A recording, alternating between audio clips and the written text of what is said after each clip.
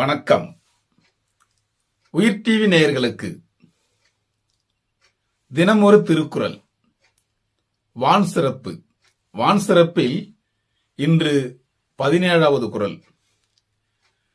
நெடுங்கடலும் தண்ணீர்மை குன்றும் தடுந்தெழிலி தான் நல்கா தாகிவிடின். நெடுங்கடலும் தண்ணீர்மை குன்றும் தடுந்தெழிலி தான் நல்கா தாகிவிடின்.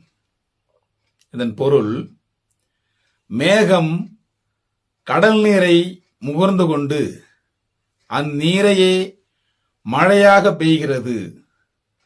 அவ்வாறு பெய்யவில்லை என்றால் கடலில் உள்ள வளங்கள் கூட குறைந்துவிடும்.